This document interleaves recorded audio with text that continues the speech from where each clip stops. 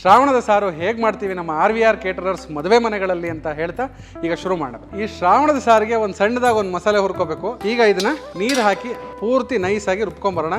ಸ್ವಲ್ಪ ನೀರು ಹಾಕಿ ಇದನ್ನ ಬೇಕಿಟ್ಬೋಣ. ಇದನ್ನ ಕೂಡ ಇದಕ್ಕೆ ಸೇರಿಸ್ಕೊಳ್ತಾ ಇದ್ದೀನಿ. ಸ್ನೇಹಿತರೆ ನೋಡಿ, ಒಳ್ಳೆ ಘಮ ಅಂತಿರೋ ಸಾರು ರೆಡಿಯಾಗಿದೆ. ಶ್ರಾವಣದ ಸಾರು ರೆಡಿಯಾಗಿದೆ. RVR ಸ್ಪೆಷಲ್ಲು ತುಂಬ ಘಮ ಅಂತಿರುತ್ತೆ, ನಿಜವಾಗ್ಲೂ ಚೆನ್ನಾಗಿರುತ್ತೆ.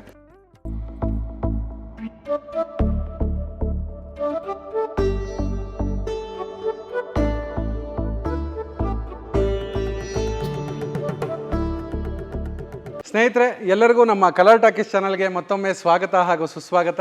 ಸುಮಾರು ಜನ ಮದುವೆ ಮನೆಗಳಲ್ಲಿ ಸಿಕ್ಕಿದಾಗೆಲ್ಲ ಕೇಳ್ತಾ ಇದ್ರು, ಒಳ್ಳೆ ಯಾವ್ದಾರ ತಿಳಿಸಾರು ಅಂದರೆ ರಸಮ್ ತೋರಿಸಿ, ಒಳ್ಳೆ ಸ್ಪೆಷಲ್ ವೆರೈಟಿ ರಸಮ್ ತೋರಿಸಿ ಅಂತ. ಈಗ ನಾನು ಶ್ರಾವಣದ ಸಾರು ಅಂತ ಹೇಳಿ ಮಾಡ್ತಾ ಇದ್ದೀನಿ. ಏನಪ್ಪ ಇದು ಶ್ರಾವಣದ ಸಾರು ಅಂತಾರಲ್ಲ, ಇದ್ಯಾವ್ದು ನಾವು ಕೇಳಿಲ್ವಲ್ಲ ಅಂತ ಅನ್ಕೋಬೋದು. ಶ್ರಾವಣದ ಸಾರು ಅಂತ ಹೇಳಿದ್ರೆ ಇನ್ಸ್ಟೆಂಟಾಗಿ ಮಾಡೋವಂಥ ಒಂದು ರಸಮ್, ತುಂಬ ಚೆನ್ನಾಗಿರುತ್ತೆ. ಆಗಲೇ ತಕ್ಷಣ ಪುಡಿ ಹುರಿದು ಮಿಕ್ಸಿ ಮಾಡಿ ಮಾಡೋವಂಥದ್ದು, ತುಂಬ ಒಳ್ಳೆ ಘಮ ಅಂತಿರೋ ರಸಮ್ ಇದು. ಒಂದ್ಸಲಿ ಮಾಡ್ಕೊಳ್ಳಿ. ಶ್ರಾವಣದ ಸಾರು ಹೇಗೆ ಮಾಡ್ತೀವಿ ನಮ್ಮ RVR ಕೇಟರರ್ಸ್ ಮದುವೆ ಮನೆಗಳಲ್ಲಿ ಅಂತ ಹೇಳ್ತಾ ಈಗ ಶುರು ಮಾಡೋದು. ಸ್ನೇಹಿತರೆ, ಈ ಶ್ರಾವಣದ ಸಾರಿಗೆ ಒಂದು ಸಣ್ಣದಾಗಿ ಒಂದು ಮಸಾಲೆ ಹುರ್ಕೋಬೇಕು. ಅದಕ್ಕೆ ನಾನು ಕಡಲೆಕಾಯಿ ಎಣ್ಣೆಯನ್ನು ಉಪಯೋಗಿಸ್ತಾ ಇದ್ದೀನಿ. ತುಂಬ ಒಳ್ಳೆ ಘಮ ಅಂತಿರುತ್ತೆ ಕಡಲೆಕಾಯಿ ಎಣ್ಣೆ ಉಪಯೋಗಿಸಿದ್ರೆ ಈ ಸಾರಿಗೆ.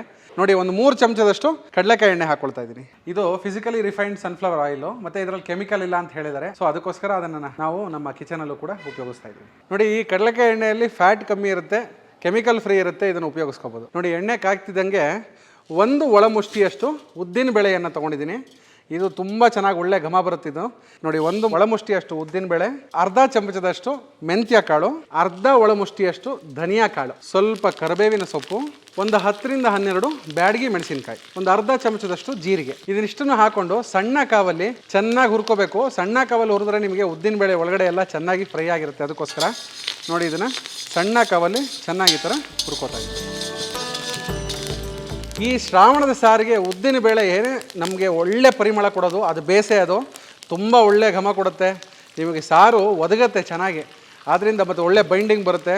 ನಿಮಗೆ ಸಾರು ಹಾಗೆ ಕುಡಿಯೋದಕ್ಕೂ ತುಂಬ ಚೆನ್ನಾಗಿರುತ್ತೆ. ಅನ್ನಕ್ಕೆ ಕಲಿಸ್ಕೊಂಡು ತಿಂತಾಯಿದ್ರೆ ಒಳ್ಳೆ ಘಮ ಅಂತಿರುತ್ತೆ ಸಾರು. ದಯವಿಟ್ಟು ಒಂದ್ಸಲಿ ಇದನ್ನು ಮನೇಲಿ ಟ್ರೈ ಮಾಡಿ. ನೋಡಿ, ಇದು ಚೆನ್ನಾಗಿ ಫ್ರೈ ಆಗ್ತಿದೆ ಉದ್ದಿನಬೇಳೆ ಎಲ್ಲ. ಉದ್ದಿನಬೇಳೆ ಒಂದು ಒಳ್ಳೆ ಹೊಂಬಣ್ಣ ಬರ್ತಿದ್ದಂಗೆ ಒಂದು ಅರ್ಧ ಹೋಳು ಕಾಯಿ ತುರಿ ಹಾಕ್ಕೊಂಡು ಇದನ್ನು ಫ್ರೈ ಮಾಡ್ಕೋಬೇಕು. ಈಗ ನೋಡಿ, ಉದ್ದಿನಬೇಳೆ ಹೊಂಬಣ್ಣ ಇನ್ನೇನು ಬರ್ತಾ ಇದೆ. ನೋಡಿ, ಇದು ಒಳ್ಳೆ ಹೊಂಬಣ್ಣ ಬಂದಿದೆ ಈಗ ಉದ್ದಿನಬೇಳೆ. ಈಗ ಇದು ಚೆನ್ನಾಗಿ ಫ್ರೈ ಆಗಿದೆ ಅಂತ ಅರ್ಥ. ಈಗ ನಾನು ಒಂದು ಅರ್ಧ ಹೋಳು ತೆಂಗಿನಕಾಯಿ ಅಂದರೆ ಹಸಿ ಕಾಯಿ ತುರಿಯನ್ನು ಇದಕ್ಕೆ ಸೇರಿಸ್ಕೊಳ್ತಿದ್ದೀನಿ. ಇದನ್ನು ಕೂಡ ಚೆನ್ನಾಗಿ ಇದನ್ನು ಫ್ರೈ ಮಾಡ್ಕೋಬೇಕು. ಆ ಕಾಯಲ್ಲಿರುವಂಥ ಜಿಡ್ಡಿನ ಅಂಶ ಆಚೆ ಬರಬೇಕು. ಅದು ಅಷ್ಟರ ಮಟ್ಟಿಗೆ ಸಣ್ಣ ಕಾವಲ್ಲಿ ಇದನ್ನು ಫ್ರೈ ಮಾಡ್ಕೋಬೇಕು. ನೋಡಿ, ಇದು ಚೆನ್ನಾಗಿ ಫ್ರೈ ಆಗಿದೆ ಈಗ ಕಾಯಿ. ಈಗ ಇದಕ್ಕೆ ಒಂದು ಚಿಟಿಕೆ ಅರಶಿಣ, ಹಾಗೆ ಇಂಗು ಒಂದು ಅರ್ಧ ಚಮಚದಷ್ಟು ಇಂಗು ಪೌಡ್ರನ್ನ ಹಾಕ್ಕೊಳ್ತಿದ್ದೀನಿ.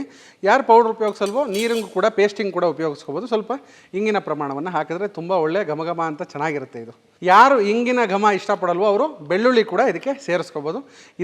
ಇದೇ ಸಮಯದಲ್ಲಿ ಬೆಳ್ಳುಳ್ಳಿ ಹಾಕಿ ಚೆನ್ನಾಗಿ ಫ್ರೈ ಮಾಡಿದ್ರೆ ಆಯ್ತು. ಇದ್ರ ಜೊತೆಗೆ ನೋಡಿ, ಇದು ಚೆನ್ನಾಗಿ ಈಗ ಫ್ರೈ ಆಗಿದೆ. ಈಗ ಇದನ್ನು ನೀರು ಹಾಕಿ ಪೂರ್ತಿ ನೈಸಾಗಿ ರುಬ್ಕೊಂಬರೋಣ, ಅಥವಾ ಹಾಗೆ ತರಿತಿರೋ ಕೂಡ ರುಬ್ಕೋಬೋದು. ಬಟ್ ನೀರು ಹಾಕಿ ರುಬ್ಬಿದ್ರೆ ಚೆನ್ನಾಗಿ ನೈಸಾಗಿ ಪೇಸ್ಟ್ ಆಗುತ್ತೆ. ನೀರು ಹಾಕಿ ರುಬ್ಕೊಂಬರೋಣ. ಸ್ನೇಹಿತರೆ ನೋಡಿ, ಇದು ಒಂದು 2 ರಿಂದ 3 ಚಮಚದಷ್ಟು ಕಡಲೆಕಾಯಿ ಎಣ್ಣೆ ಹಾಕ್ಕೊಂಡಿದ್ದೀನಿ. ಇದಕ್ಕೆ ಈಗ ಎಣ್ಣೆ ಕಾಯ್ತಿದ್ದಂಗೆ ಒಂದು ಅರ್ಧ ಚಮಚದಷ್ಟು ಸಾಸಿವೆ ಕೂಡ ಹಾಕ್ಕೊಳ್ತಾ ಇದ್ದೀನಿ ಒಗ್ಗರಣೆಗೆ. ಒಗ್ಗರಣೆ ಹಾಕಿ ಟೊಮೊಟೊ ಎಲ್ಲ ಬೇಯಿಸ್ಕೊಂಡು ಸಾರು ಮಾಡೋಣ. ಒಂದು ಅರ್ಧ ಚಮಚದಷ್ಟು ಜೀರಿಗೆನ ಹಾಕ್ಕೊಡ್ತಾ ಇದ್ದೀನಿ.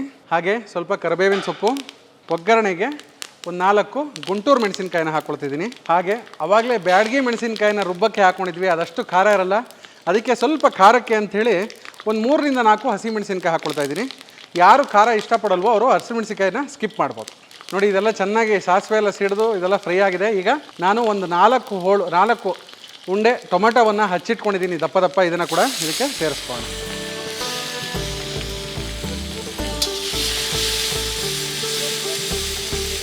ನೋಡಿ, ಇದು ಟೊಮೆಟೊ ಚೆನ್ನಾಗಿ ಇದು ಫ್ರೈ ಆದಮೇಲೆ ಒಂದು ಸ್ವಲ್ಪ ನೀರು ಹಾಕಿ ಇದನ್ನು ಚೆನ್ನಾಗಿ ಬೇಯಿಸ್ಕೋಬೇಕು. ಈಗ ಇದಕ್ಕೆ ಒಂದು ಚಿಟಿಕೆ ಅರಶಿಣವನ್ನು ಹಾಕ್ತಾಯಿದ್ದೀನಿ. ಅರಶಿಣ ಹಾಕಿ ಸ್ವಲ್ಪ ನೀರು ಹಾಕಿ ಇದನ್ನು ಬೇಕಿಟ್ಬೋಣ.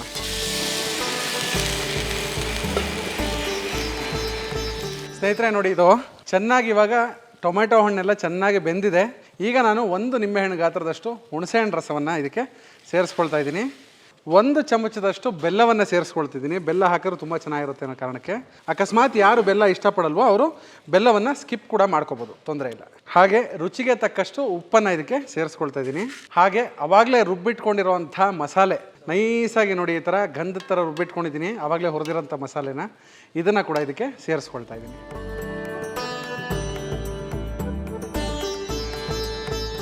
ಹಾಗೆ ನಾನು ಒಂದು 100 ಗ್ರಾಮು ತೊಗರಿಬೇಳೆಯನ್ನು ಚೂರು ಅರಿಶಿನ ನೀರು ಹಾಕಿ ಬೇಯಿಸಿಟ್ಕೊಂಡಿದ್ದೀನಿ, ಅದನ್ನು ಕೂಡ ಈಗ ಇದಕ್ಕೆ ಸೇರಿಸ್ಕೊಳ್ತಾ ಇದ್ದೀನಿ.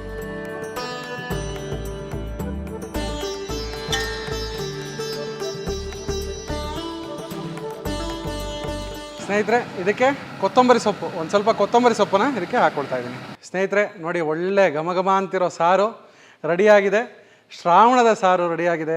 RVR ಸ್ಪೆಷಲ್ಲು, ತುಂಬ ಘಮ ಘಮ ಅಂತಿರುತ್ತೆ, ನಿಜವಾಗ್ಲೂ ಚೆನ್ನಾಗಿರುತ್ತೆ. ದಯವಿಟ್ಟು ಮನೇಲಿ ಒಂದ್ಸಲಿ ಟ್ರೈ ಮಾಡಿ, ಎಲ್ಲರೂ ಇಷ್ಟಪಡ್ತಾರೆ. ಮತ್ತು ನಿಮ್ಗೆ ಒಳ್ಳೆ ಇದು ನಿಮಗೂ ಕನ್ಸಿಸ್ಟೆನ್ಸಿನೂ ಅಷ್ಟೇ ಒಳ್ಳೆ ಸೂಪ್ ಥರ ಇರುತ್ತೆ, ನಿಮ್ಗೆ ಕುಡಿಯೋಕ್ಕೂ ಅಷ್ಟೇ, ಕುಡಿತಿದ್ರೆ ಒಳ್ಳೆ ಮಜವಾಗಿರುತ್ತೆ.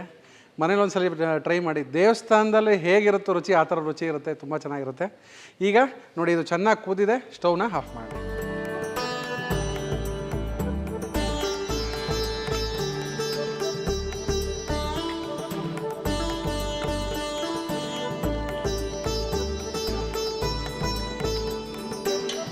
ಸ್ನೇಹಿತರೆ, ಒಳ್ಳೆ ಘಮ ಅಂತಿರೋ ಶ್ರಾವಣದ ಸಾರು ರೆಡಿಯಾಗಿದೆ.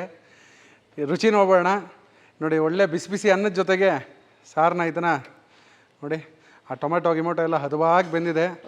ಒಳ್ಳೆ ನಿಮ್ಮ ಕನ್ಸಿಸ್ಟೆನ್ಸಿ, ಒಳ್ಳೆ ಸೂಪ್ ಕನ್ಸಿಸ್ಟೆನ್ಸಿ ಬಂದಿದೆ. ಈ ಥರ ಹಾಕ್ಕೊಂಡು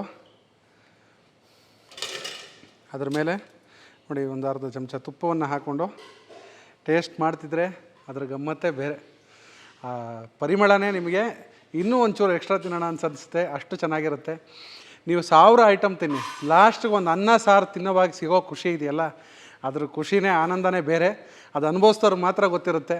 ದಯವಿಟ್ಟು ಒಂದ್ಸಲಿ ಮನೇಲಿ ಮಾಡ್ಕೊಂಡು ರುಚಿ ನೋಡಿ, ತುಂಬ ಚೆನ್ನಾಗಿರುತ್ತೆ ಈ ಸಾರು, ಶ್ರಾವಣದ ಸಾರು. ದಿಢೀರಂತ ನೀವು ಯಾವುದು ಪುಡಿ ಹುರಿದು ರೆಡಿ ಇಟ್ಕೊಂಡು ಏನೋ ಅವಶ್ಯಕತೆ ಇಲ್ಲ, ಆಗ ಹುರಿದು ಆಗ ಮಾಡ್ಬೋದು, ಅಷ್ಟು ಚೆನ್ನಾಗಿರುತ್ತೆ. ನೋಡಿ, ಇದನ್ನು ಬಿಸಿ ಬಿಸಿಯಾಗಿ ಈ ಥರ ಕಲಿಸ್ಕೊಂಡು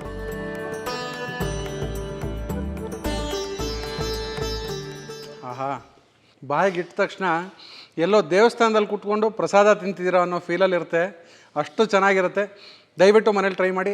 ಹಬ್ಬಗಳಲ್ಲಿ ಯಾವ್ದಾರ ನಿಮ್ಮದು ಒಳ್ಳೊಳ್ಳೆ ಮನೇಲಿ ಯಾವ್ದಾರ ಸಣ್ಣದು ಯಾರು ಫ್ಯಾಮಿಲಿ ಯಾರೋ ಬರ್ತಾರೆ ಅಂಥ ಟೈಮಲ್ಲಿ ಇದನ್ನೊಂದು ಸಾರು ಮಾಡಿ, ಎಲ್ಲಿಂದ ತಂದೆಯಪ್ಪ, ಯಾವ ದೇವಸ್ಥಾನದ ಸಾರು ಅಂತ ಕೇಳಬೇಕು, ಅಷ್ಟು ಚೆನ್ನಾಗಿರುತ್ತೆ. ಹಾಗೆ ಇದೇ ರೀತಿಯಾದಂಥ ಒಳ್ಳೊಳ್ಳೆ ರೆಸಿಪಿಗಳಿಗೋಸ್ಕರ ನಮ್ಮ ಕಲರ್ ಟಾಕೀಸನ್ನು ಲೈಕ್ ಮಾಡಿ, ಶೇರ್ ಮಾಡಿ, ಸಬ್ಸ್ಕ್ರೈಬ್ ಮಾಡಿ. ಹಾಗೆ ಇದೇ ರೀತಿಯಾದಂಥ ಒಳ್ಳೊಳ್ಳೆ ರೆಸಿಪಿಗಳು ನಿಮ್ಮ ಮನೆ ಫಂಕ್ಷನ್ಗಳಲ್ಲೂ ಆಗಬೇಕು ಅಂತ ಹೇಳಿದ್ರೆ ನಮ್ಮ RVR ಕೇಟರರ್ಸ್ಗೆ ಒಂದು ಅವಕಾಶ ಮಾಡಿಕೊಡಿ.